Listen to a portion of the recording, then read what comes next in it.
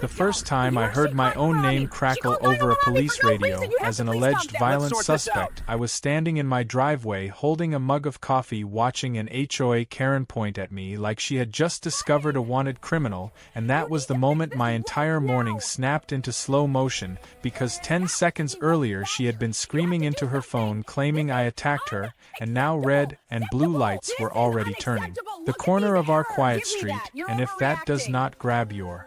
attention, then imagine this: she was smiling while she did it, absolutely convinced that this was her winning move, that she had finally found the nuclear option to crush me and force me into compliance. And I remember thinking how dangerous it is when someone believes power belongs to them just because they are loud enough to demand it. It had started like most neighborhood nightmares do, with something so small it felt almost silly to get worked up over, but that is how entitlement grows roots and wraps itself around everything until it strangles common sense, because Karen had decided that my driveway violated an HOA rule she could never quite produce in writing, and when I calmly asked her to show me the clause, she pivoted to tone, then threats, then authority, and finally to victimhood, all in the span of 5 minutes. She was in her mid-40s, immaculate outfit, hair perfectly sprayed, clipboard clutched to her chest like a shield, and she had that look people get when they think rules exist only to serve them, and everyone else exists only to obey.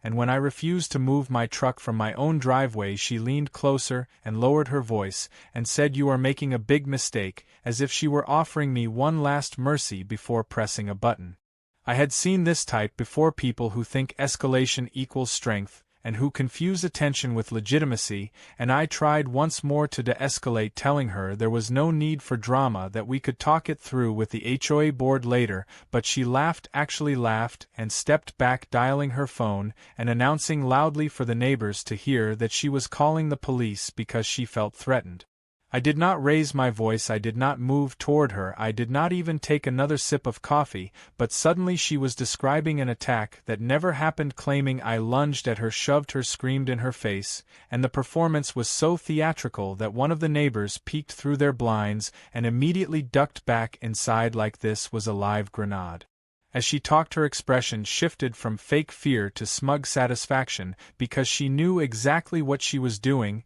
and she believed without question that the system would bend to her narrative simply because she spoke first and loudest, and that belief was the truly terrifying part. When she hung up, she folded her arms and told me to enjoy jail, and for a brief moment I wondered how many times she had done this before, how many people she had bullied into submission by threatening to weaponize authority against them, and how many had folded because the idea of flashing lights and handcuffs is enough to make anyone second-guess their own innocence. The sound of sirens grew closer, and she straightened her posture, practiced her trembling voice, and positioned herself so the arriving officers would see her first, and I could not help but feel a strange mix of anger, amusement, and sadness, because she had no idea how badly she had miscalculated, not because I was special or powerful in that moment, but because truth has a way of waiting patiently while lies sprint ahead and trip over themselves. The first patrol car rolled in, followed by a second, and suddenly the street felt smaller, tighter, like all the air had been sucked out, and Karen rushed forward, sobbing, pointing back at me, claiming she feared for her life,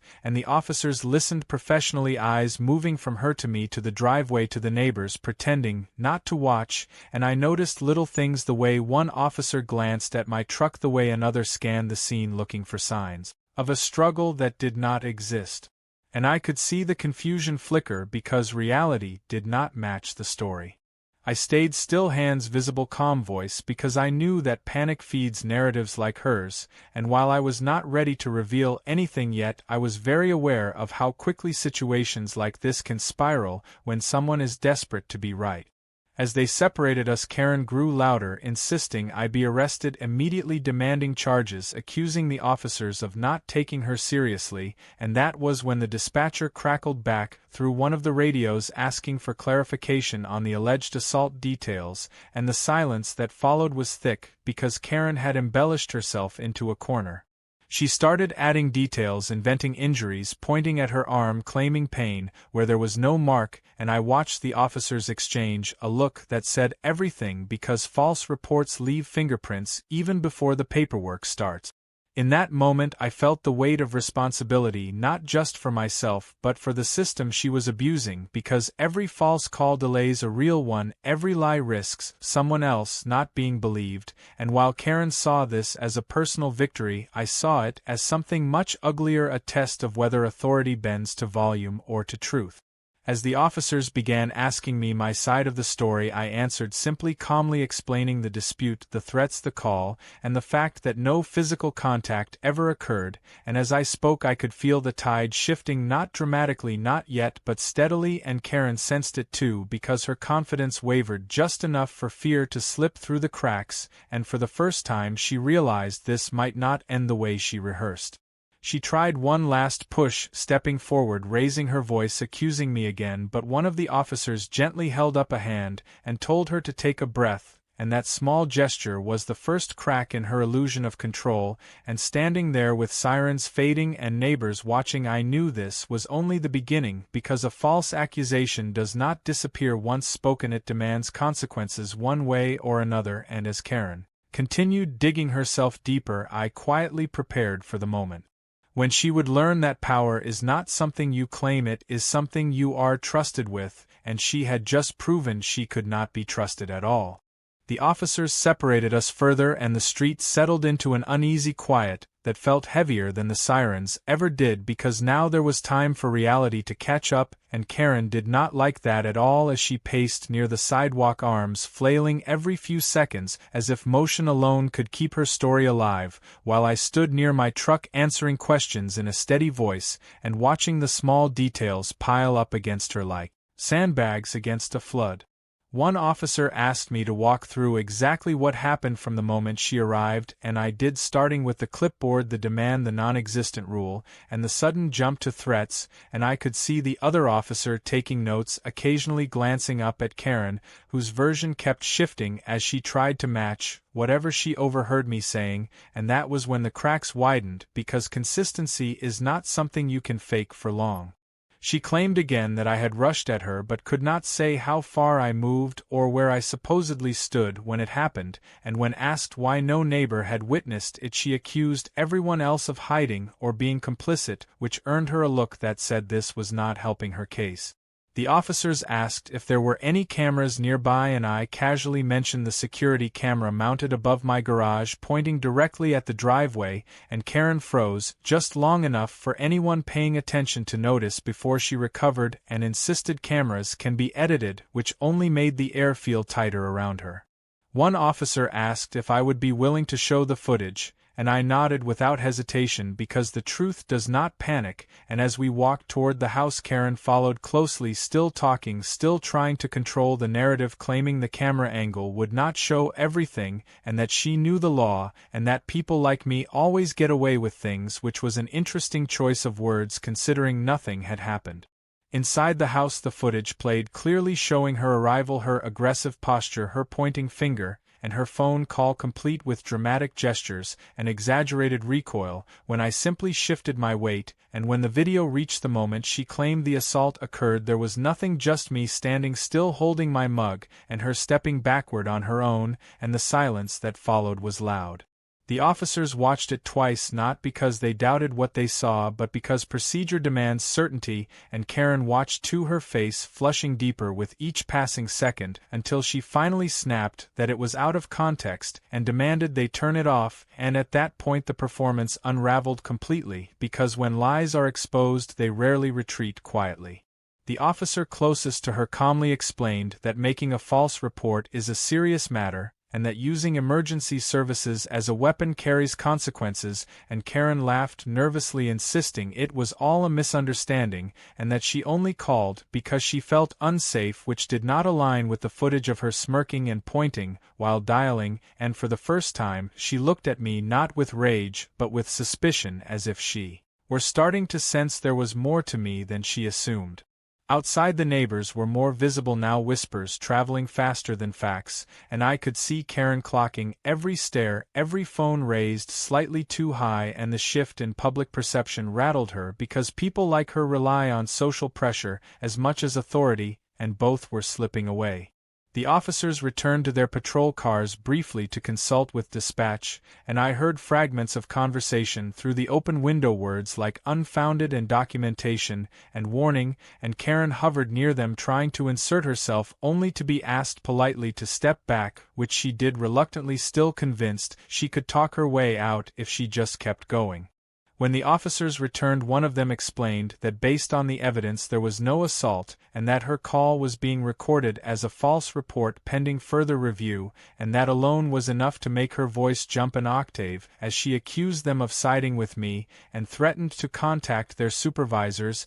and the mayor and anyone else she could think of, because to her accountability always looks like persecution. I remained quiet because sometimes the smartest move is to let someone keep talking until they say something that cannot be walked back, and she did exactly that, ranting about how people like her should not be questioned and how rules exist for a reason and how she would make sure this did not end here, and with every word she handed the officers more reasons to take this seriously. One officer finally told her to stop and listen and explained slowly that she was being issued a warning for misuse of emergency services and that any further action would be handled through proper channels, and that set her off because warnings are not victories, and she stormed away shouting that the HOA would hear about this and that I was not as untouchable as I thought, and as she disappeared down the sidewalk still muttering, I felt the odd calm that comes after a near miss when adrenaline drains away and leaves clarity behind. The officers turned to me then and thanked me for my cooperation and told me to document everything because situations like this tend to escalate before they resolve, and I assured them I would, and as they drove off and the street returned to its usual quiet, I knew with absolute certainty that this was far from over, because Karen did not just lose a confrontation, she lost face, and people like her do not forgive that, they double down, and I had a feeling the next move would be bigger, louder, and far more desperate than a driveway dispute ever should be.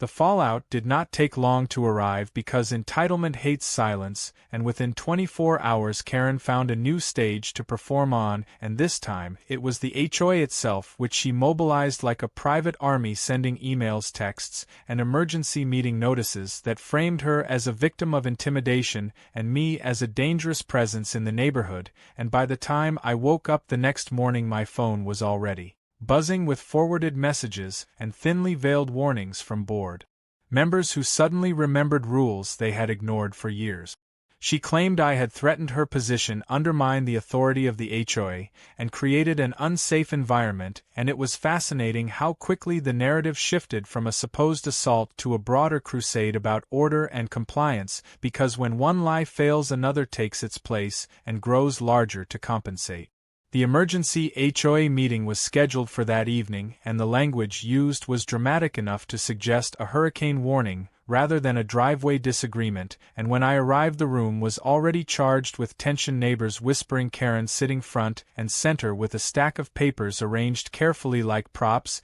and board members looking uncomfortable but eager to regain control of something they never truly had. She launched into her account, immediately painting herself as a public servant attacked for doing her duty, claiming the police failed her, and that only decisive HOA action could prevent future incidents, and she spoke with the confidence of someone who believed volume equals truth. I listened quietly, letting her talk, because every exaggeration widened the gap between reality and her version, and when she finally paused expecting applause, she was met with uneasy silence, and that rattled her because silence is harder to fight than opposition. When it was my turn, I did not accuse or insult, I simply described the events calmly, and offered to share the footage again, and the mere mention of evidence caused a ripple through the room, because Karen had not told them about the camera or the warning she received for the false report. Board members exchanged looks, realizing they were missing key facts, and Karen interrupted repeatedly, trying to redirect, accusing me of intimidation tactics,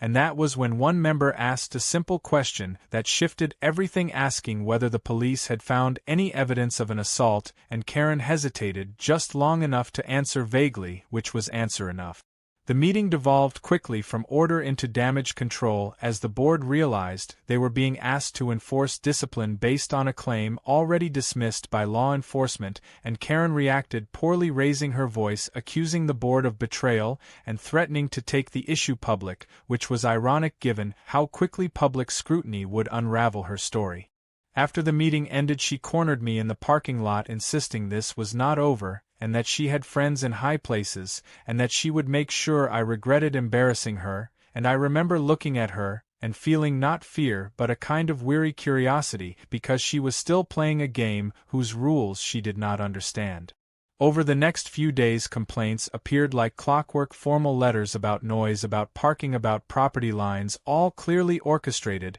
and all designed to provoke a reaction, and I documented everything, responding politely and thoroughly, because the paper trail matters, and each response tightened the net she was weaving around herself. The HOA sent inspectors who found nothing, and Karen escalated again, contacting county offices, filing reports, and claiming harassment, and I could sense the frustration growing on the other end of those calls as clerks and officials realized they were being dragged into a personal vendetta dressed up as civic concern.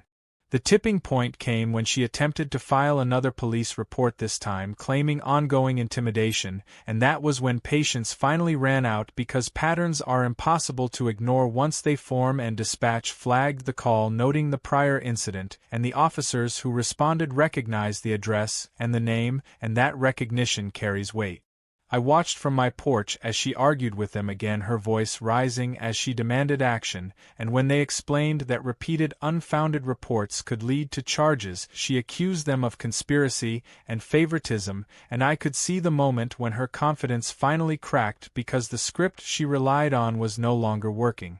That evening I received a call asking me to come down to the station to provide additional documentation, and I went willingly, knowing that clarity thrives in daylight, and as I walked through those familiar halls, I felt the quiet satisfaction of knowing exactly how this would play out, not because I sought revenge, but because systems, when used properly, have a way of correcting abuse. Karen, on the other hand, was spiraling, sending frantic messages, rallying allies who began to distance themselves as the truth became harder to ignore, and by the end of the week, the HOA board issued a notice distancing itself from her actions and advising residents to route disputes through proper channels, which was their way of backing away slowly from a fire they nearly stepped into. She did not take that well, and in her desperation she made the one mistake that would change everything by filing a formal complaint against me with the county, accusing me of corruption and misuse of authority, unaware of how closely those words would be examined and how thoroughly they would be answered, because when you accuse the system itself you invite it to look back at you, and as I read the complaint, calmly noting the inconsistencies and outright fabrications, I knew we were approaching the moment when the truth would no longer be optional, and Karen would learn that power borrowed through noise collapses the instant it is tested against reality. The complaint she filed triggered a chain reaction that she never anticipated, because once paperwork crosses from public noise into formal review, it stops being theater and becomes methodical, and the county takes accusations seriously regardless of who they are aimed at, which meant investigators began doing what Karen had never done herself: verifying timelines, checking recordings, pulling call logs, and interviewing witnesses, and that process has a way of stripping stories down to their bones. I was asked to provide statements, copies of footage, emails, HOA notices, and logs of every interaction, and I did so calmly, knowing that accuracy favors patience, and while Karen told anyone who would listen that she had finally forced accountability, what she had really done was invite scrutiny into every move she had made over the past week.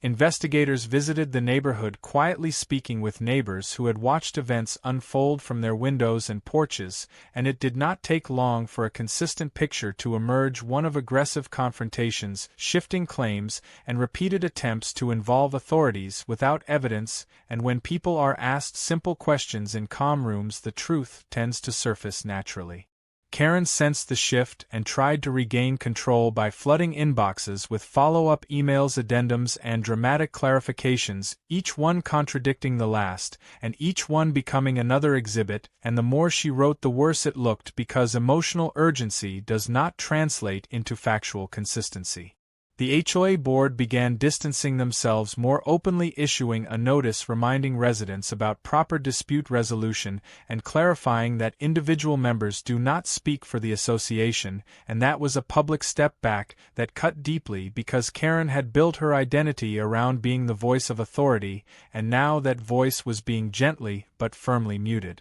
She responded by holding an impromptu gathering on her lawn, rallying a handful of loyalists, who listened politely but avoided eye contact, and as the crowd thinned she grew sharper, more accusatory, blaming me, the board, the police, and the county for what she called a coordinated effort to silence her, and I watched from a distance, noting how isolation fuels desperation. The investigators requested a follow-up interview with her, and from what I later learned it did not go as she expected because they asked straightforward questions about dates, statements, and motivations, and she answered with speeches about respect and entitlement and how rules must be enforced, and that mismatch mattered because investigators look for facts, not feelings. Meanwhile, dispatch records showed the pattern of calls, the escalation language, and the lack of corroboration, and body camera footage from responding officers captured demeanor and contradictions in real time, and when placed side by side with my footage, the narrative collapsed into fragments that could not be reassembled into something credible.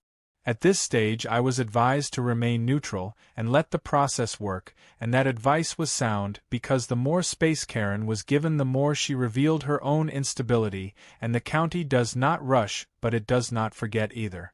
A notice arrived scheduling a formal review hearing, and suddenly the stakes felt real to her, not as a performance but as potential consequences, and she began reaching out, attempting to negotiate, suggesting misunderstandings, mutual apologies, and private resolutions, which was a stark reversal from her earlier certainty, and it confirmed what pressure reveals priorities. I declined to engage directly and referred everything through proper channels, which frustrated her further because she thrived on personal confrontation, and without it she had nothing to feed on. The day of the hearing the room was quiet, professional, and procedural, and Karen arrived with a binder thicker than necessary full of printed emails, highlighted phrases, and handwritten notes that reflected emotion rather than evidence, and when asked to present her case she spoke at length, circling back repeatedly to feelings of disrespect and fear and authority, and when pressed for specifics she deflected and grew defensive. The panel listened patiently, then reviewed the documentation, timelines, footage,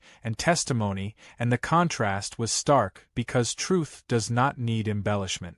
When questions turned to the false report, the misuse of emergency services, and the pattern of harassment, the room grew still, and Karen shifted in her seat, realizing that the spotlight had moved and was not moving back. She attempted one last pivot, accusing me again of influence and favoritism, and that accusation landed flat, because process had been followed transparently step by step, and accusations without proof only underscore weakness. By the end of the session it was clear that findings would not favor her, and the chair explained next steps in a measured tone, outlining potential consequences and required actions, and as those words settled the bravado drained from her posture, replaced by a tight, brittle anger that could not find a target. Outside the room she confronted me, briefly demanding to know who I really was and why this was happening to her, and I answered calmly that it was happening because actions have consequences, and that was the only explanation she was ever going to get.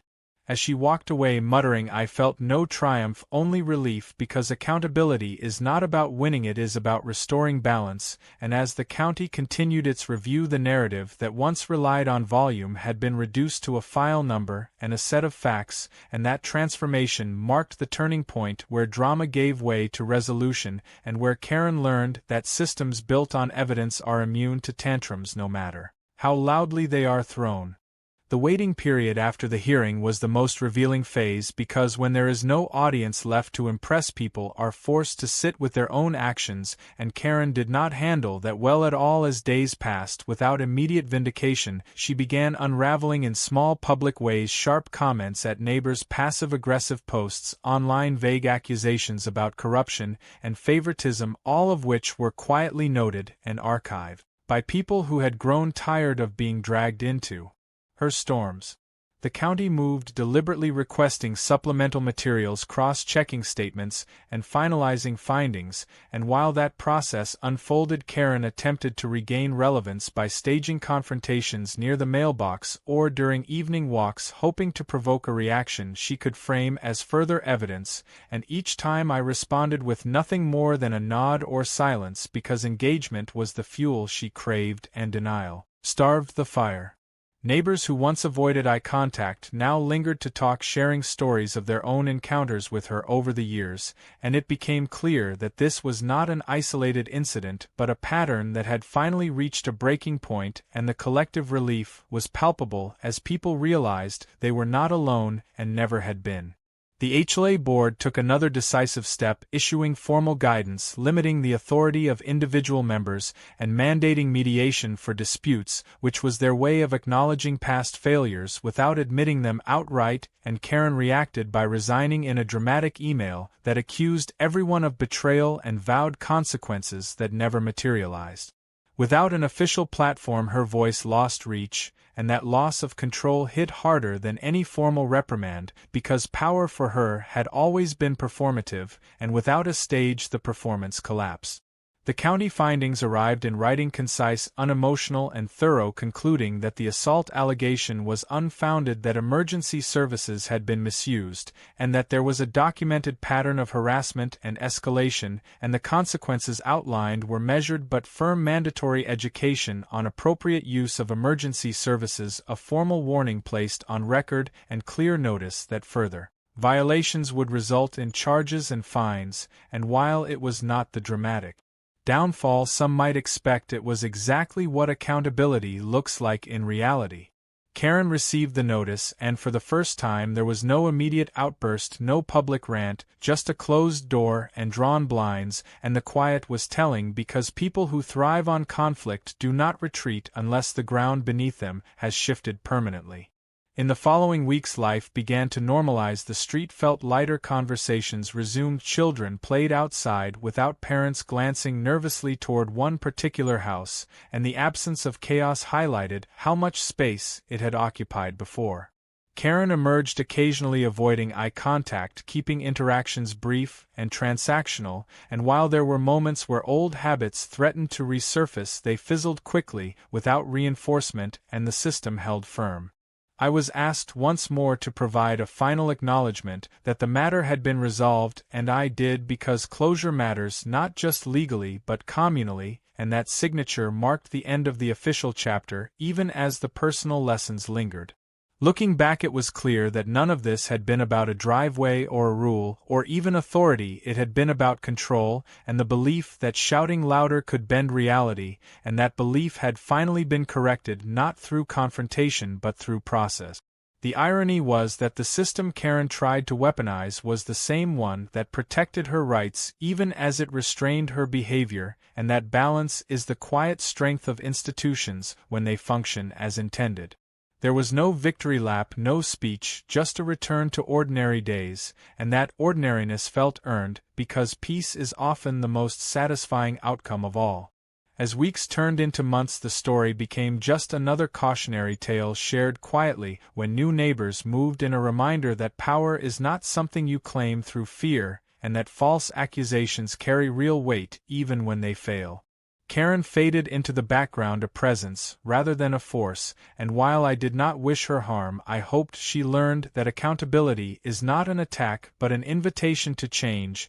and whether she accepted that invitation was beyond my control. What mattered was that the line had been drawn clearly, and that for everyone involved the lesson was unmistakable: systems reward patience, facts outlast noise, and when entitlement meets evidence it always loses eventually and quietly, and for the first time since that morning with the coffee mug and the sirens, I could stand in my driveway, breathe easily, and trust that calm had finally reclaimed its place. The calm that followed felt earned, but it was also fragile, because unresolved curiosity has a way of pulling threads, and it did not take long before whispers started circulating about why the county response had been so thorough, and why certain lines Karen tried to cross had stopped her cold, and those questions eventually found their way to me during a quiet evening conversation with a neighbor, who asked gently how I stayed so composed through everything and whether I had some kind of legal background, and I realized then that the final piece of truth had been hovering long enough. I did not announce it publicly or dramatically because real authority does not require a spotlight, but when asked directly I answered honestly, explaining that my role in the county was not incidental and that I had spent years working within the same system Karen tried to manipulate, and that experience taught me when to speak and when to let process do its job. Word travels fast in small communities, and by the next day the tone of interactions had shifted from curiosity to understanding, because people recalibrate their assumptions once they know who is standing in front of them and why certain lines are not to be crossed. Karen learned the same way, not through gossip but through official confirmation, when a routine notice referenced my position in passing, and the effect was immediate, because her posture changed overnight from defiance to guarded compliance, and it was clear that what frightened her was not me personally, but the realization that she had aimed false accusations directly at the very system she depended on to protect her. That knowledge carried weight not as a threat but as a mirror showing her actions reflected back without distortion, and for someone who had relied on intimidation, the loss of leverage was profound. The county took one additional step, issuing a community-wide reminder about appropriate use of emergency services and the legal consequences of false reports, and while it was framed as general education, everyone knew why it existed, and the message landed, because it was factual, calm, and unavoidable. I was careful to maintain distance and professionalism because the goal was never to humiliate but to stabilize, and that distinction matters when authority is involved. Over the following weeks, Karen kept to herself, attending mandatory sessions, complying with directives, and avoiding situations that could be misinterpreted, and while there were moments where old impulses surfaced, they were quickly contained, because the boundaries were now unmistakable. Neighbors noticed the change, and conversations shifted from recounting incidents to discussing improvements, block events, shared maintenance plans, simple things that flourish when tension recedes, and the HOA restructured its processes, adding transparency and checks that should have existed all along, and that institutional correction was perhaps the most meaningful outcome because it reduced the likelihood of anyone else trying the same tactics again. I reflected often on how close this situation came to spiraling, and how easily a false accusation can upend lives if not handled carefully, and that awareness reinforced why restraint matters, especially for those of us entrusted with authority. Being the county sheriff is not about control or dominance, it is about stewardship and ensuring systems serve truth rather than ego, and in that sense this incident became a case study in how abuse of process is best addressed, not with retaliation but with clarity, documentation, and patience. Karen never apologized directly, and that was fine because accountability does not require contrition to function, and over time her presence became just another house on the street, no longer a focal point, and that normalization was the quiet confirmation that balance had been restored.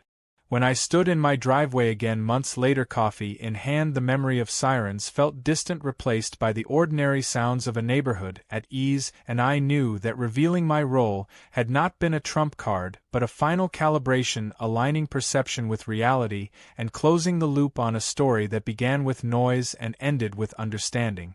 The lesson was not that power should be hidden or flaunted, but that it should be exercised sparingly and transparently, and that when people misuse systems designed to protect, they ultimately expose themselves, and the system corrects course not with spectacle but with resolve. In the end, Karen learned that calling 911 is not a shortcut to authority, and that false claims leave footprints that cannot be erased, and the community learned that calm persistence outlasts intimidation, and for me it reaffirmed why trust is earned through consistency, not volume, and why the quiet moments after a storm are often the most instructive of all. What surprised me most as time went on was not how quickly the neighborhood healed, but how deeply the incident lingered in subtle ways, because once people witness authority being tested and corrected, they start to notice patterns they once ignored, and conversations became more thoughtful, less reactive, and grounded in facts rather than rumors, and that shift mattered because it meant the community had matured through discomfort.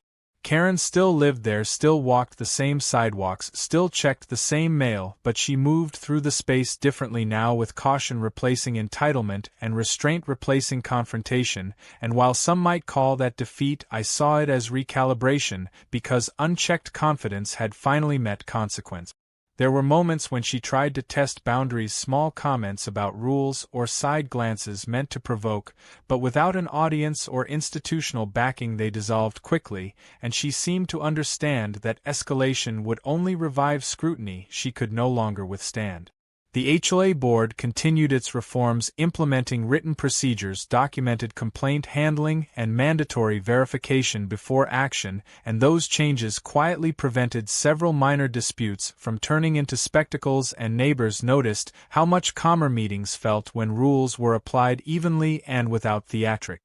I remained intentionally low profile, attending meetings only when necessary and speaking rarely, because leadership is not measured by airtime, and the less I said the more effective the process became. Occasionally someone would thank me privately, not for the outcome but for the restraint, and that acknowledgement mattered because it reflected an understanding that strength does not always announce itself loudly. Karen on her part attempted once to approach me directly months later, perhaps seeking closure or validation, but the conversation stayed brief, polite, and factual, and she avoided revisiting the past, which told me she had finally accepted that the narrative she once controlled no longer belonged to her. The county followed up to ensure compliance, and found none of the red flags that once flared so brightly, and with that the file closed quietly and permanently, and that closure was important because it signaled trust restored, not through forgetting, but through accountability satisfied.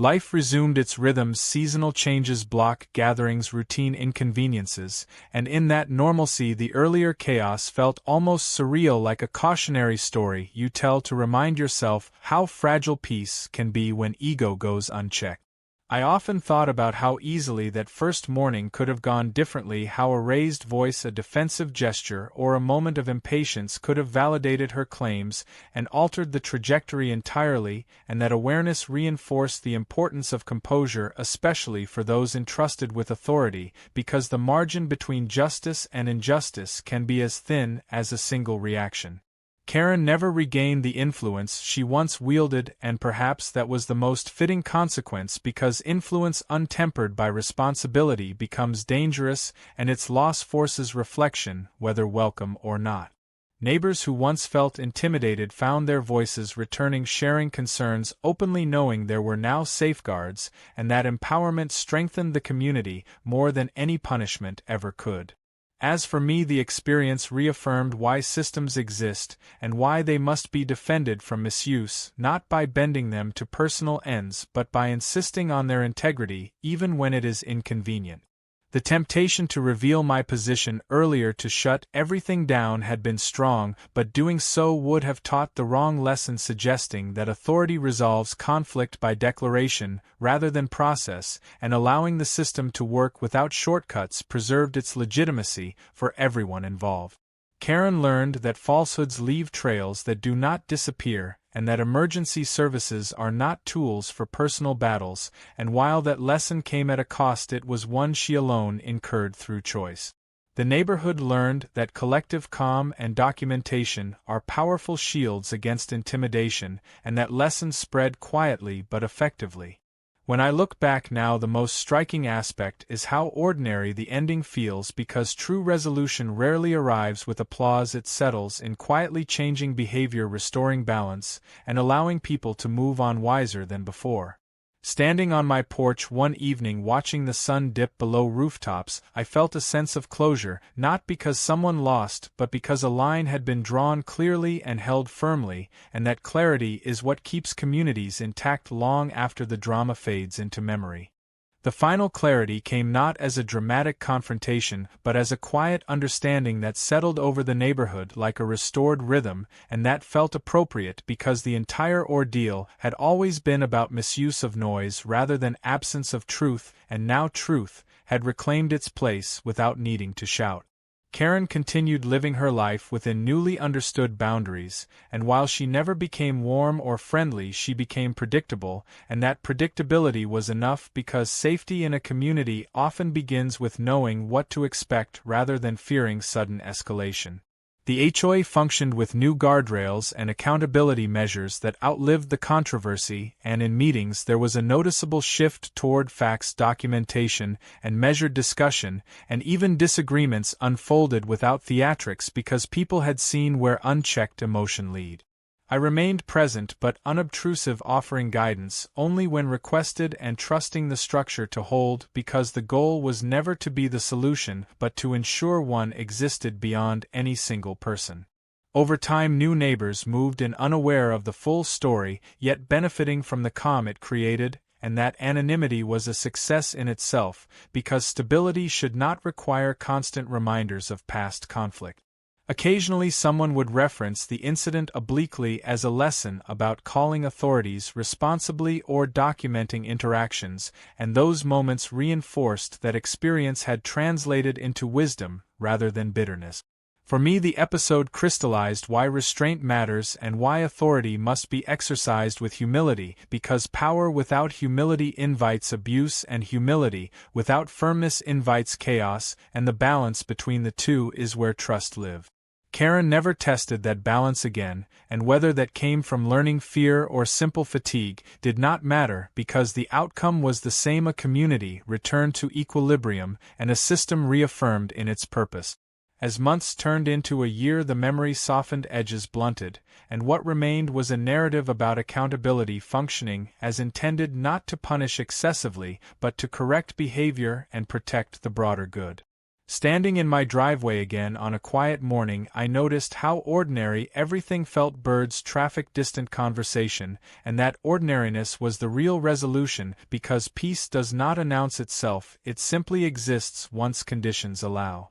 I reflected on how easily false accusations can ripple outward, harming not just targets but the credibility of institutions, and the importance of addressing them with seriousness and care, because dismissiveness breeds resentment while overreaction breeds fear, and neither serves justice. The lesson for everyone involved was simple yet profound: systems are strongest when they are boring, consistent, and fair, and when individuals attempt to weaponize them, they expose their own fragility. Karen faded into the background of daily life, not erased but integrated, and the community moved forward, carrying forward improved practices rather than grudges. I did not feel victorious or vindicated, only affirmed in the belief that patience, clarity, and adherence to process outlast manipulation every time. The experience reinforced my commitment to stewardship, to protecting the integrity of systems so they serve truth rather than ego, and to modeling the calm I hope others will choose when tensions rise.